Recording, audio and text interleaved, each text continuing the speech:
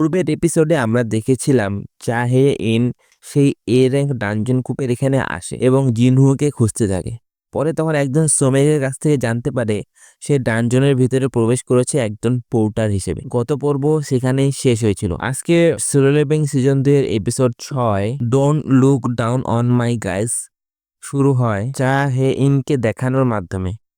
সেভাবে এ র্যাঙ্কের ডানজনে একজন ই র্যাঙ্ক হান্টার ভলেন্টিয়ার হিসেবে গেছে। তার তো একটি মাত্র জীবন, তার কি জীবনের কোনো পরোয়া নেই? এটি একটি বোকার কাজ।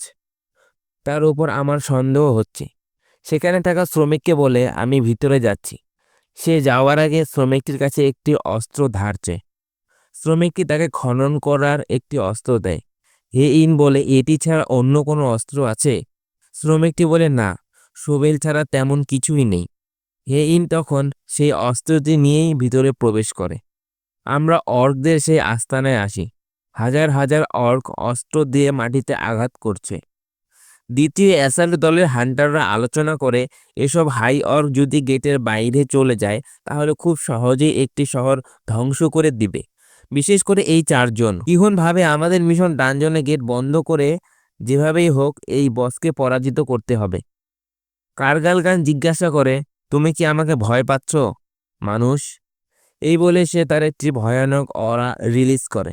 হান্টাররা এই ম্যাজিক ক্ষমতা অনুভব করার পর ভয়ে কাঁপতে থাকে এবং ফাইট করার শক্তি হারিয়ে ফেলে। কিহুন জিজ্ঞাসা করে, তুমি আমাদেরকে এখানে কেন এনেছো? সে বলে, তোমাদের সাথে মজা করার জন্য। উত্তরে কারগালগান বলে, আমি তোমাদের প্রত্যেককে ছিঁড়ে খেয়ে হত্যা করব, যাতে আমার সৈন্যরাও বিনোদন পায়। কারগালগান জিনুকে নোটিস করে এবং তার ক্ষমতা বুঝতে পারে। কিহুন বসকে আক্রমণ করার জন্য সবাইকে নির্দেশ করে। পিছনে তাকিয়ে দেখে ভয়ে তাদের অবস্থা এতটাই খারাপ যে তারা সেই অবস্থাতেই নেই ফাইট করার। কিহুন একাই হামলা করার জন্য গেলে কারগালগান হিন অফ প্রোটেকশন নামে একটি ম্যাজিক স্পেল ব্যবহার করে। এই কারণে কিহুন কিছুই করতে পারে না তার। এরপরে গ্র্যাভিয়েশন ম্যাজিক ব্যবহার করে তাকে উপরে উঠিয়ে নিয়ে জোরে নিচের দিকে চাপ দেয়। এতে তার মুখ থেকে রক্ত বের হয়। এভাবে উপর নিচ করতে থাকে। অন্যান্য হান্টাররা শুধু দেখে থাকা ছাড়া আর কিছুই করতে পারে না। তার জন্য তারা কষ্টও পায়। এবার খেলা হবে, কারণ জিনো ক্ষমতা দেখানোর সময় এসে গেছে। সে ফাইটে যুক্ত হয়। সে কিহুনকে বসের হাত থেকে বাঁচায়। একজন অর্ক আক্রমণ করতে আসলে তার উপর সে একটি ক্ষমতা ব্যবহার করে তাকে দূরে ছিটকিয়ে দেয়। এখানে সে কোন ক্ষমতা ব্যবহার করেছে আপনারা কমেন্টে জানান। কারগালগান জিনুকে বলে, আমি জানি তোমার শক্তি কতটা। জিনু বলে, তবুও আমি তোমাকে হারাবো। পরবর্তী দৃশ্যে সেই গেটের বাইরে উচুল আসে। সে ভাবে জিনু এখানে গত 2 দিন ধরে কেন মাইনার হিসেবে কাজ করছে। অন্যান্য শ্রমিকরা তার কাছে দৌড়ে এসে বলে, আপনি এখানে যে? হু জিজ্ঞাসা করে, হান্টার সাং জিনু কোথায়? শ্রমিকরা পুরো ঘটনাটা বলে কেন সে এ র্যাঙ্ক ডানজনের ভিতরে গেছে। আমরা ডানজনের ভিতরে ফিরে আসি। জিনু শ্যাডো আর্মি দেখে কারগালগান বলে, তুমি বোকার মতো এই সামান্য সৈন্য নিয়ে আমার সৈন্যর মুখোমুখি হতে চাও? জিনু ডিমন ক্যাসেলের 70 তলায় একটি নতুন স্কিল শিখেছে যার নাম মোনার্ক ডোমেইন। সেটি অ্যাক্টিভ করে। কারগালগান তার হাই অর্কদের ফাইট করতে বলে। টাং তার টন্ট স্কিল ব্যবহার করে একসাথে অনেকগুলো হাই অর্ক মেরে ফেলে। এরপর ইগ্রিস, জিনো, অন্যান্য শ্যাডো সোল্ডার ফাইট করতে থাকে। এরই মাঝে কারগালগান হিন অফ ফায়ার ড্রাগন ব্যবহার করে অনেকগুলো শ্যাডো সৈন্য ধ্বংস করে দেয়। তোমার সৈন্যরা দুর্বল। জিনো বলে, আমি এদের যতবার ইচ্ছা পুনরায় তৈরি করতে পারবো। তখন কারগালগান হিন of protection, gravity acceleration, gravity of magic সহ বিভিন্ন ম্যাজিক শক্তি দিয়ে জিন ও তার সৈন্যের উপর আক্রমণ চালায়।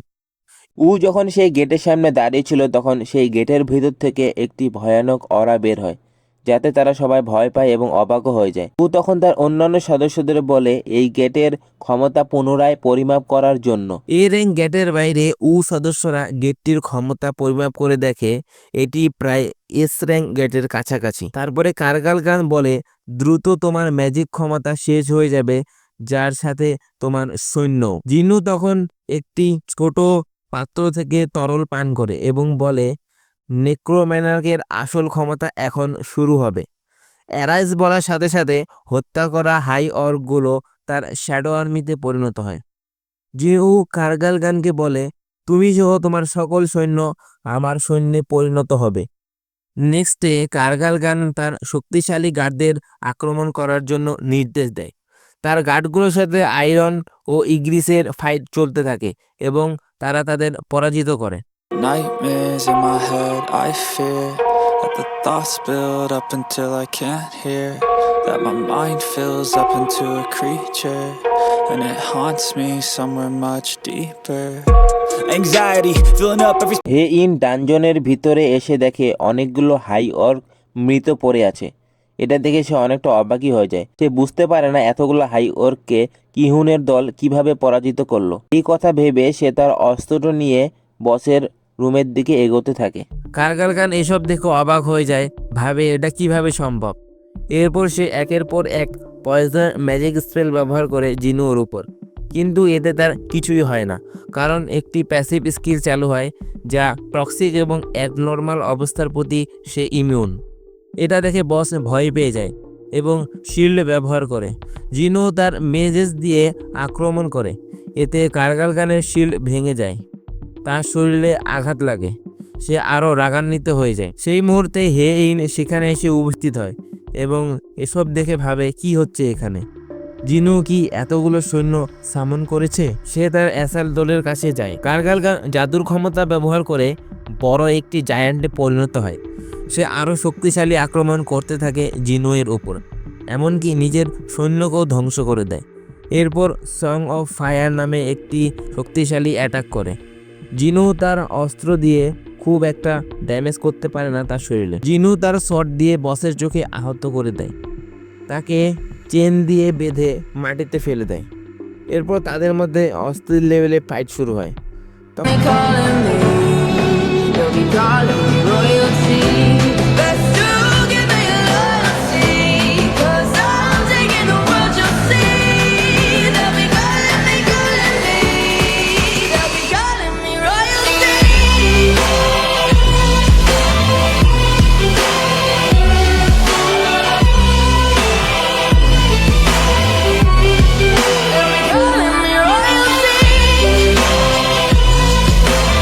শেষে জিনু বসকে পরাজিত করে এবং লেভেল আপ করে। তখন সেই মুহূর্তে সেখানে উ এসে উপস্থিত হয়।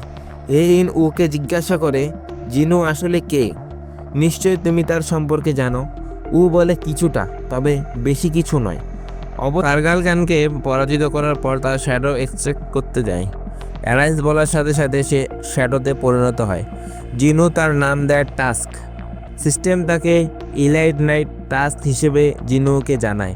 সেভাবে এটা তো আগে কখনো দেখিনি। হে ইন এবং অন্যান্য হান্টাররা জিনু সম্পর্কে জানতে চাইলে উ বলে, হান্টার সাং জিনু অ্যাসোসিয়েশনের টপ সিক্রেট, তার সম্পর্কে কোনো তথ্য দেওয়া যাবে না। আজকে যা কিছু হয়েছে তোমরা সকলে তা গোপন রাখবে। কিহুন তার দলের হয়ে জিনুকে ধন্যবাদ জানায়, তার কারণে তারা বেঁচে গেছে।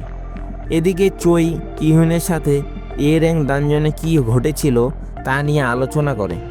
চই বলে সবাই নিরাপদে ফিরে এসেছে। তিনি জিনুয়ের ক্ষমতা সম্পর্কে তার অর্জিত তথ্য আলোচনা করেন।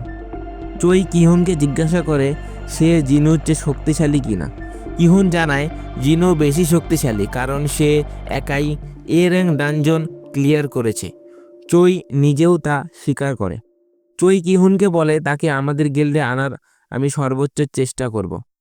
ইতিমধ্যে জিনু একটি ক্যাফেতে জিনহোর সাথে দেখা করে। জিনু জানতে চায় তার গিল্ড মাস্টার হওয়ার বিষয় নিয়ে তার বাবার সাথে কি আলোচনা হয়েছে। জিনহো বলে, আমি সেই বিষয় তোমার সাথে কথা বলবো। এরপরে হান্টার অ্যাসোসিয়েশনের সামনে বাইরে বেশ কিছু সাংবাদিক দাঁড়িয়ে রয়েছে।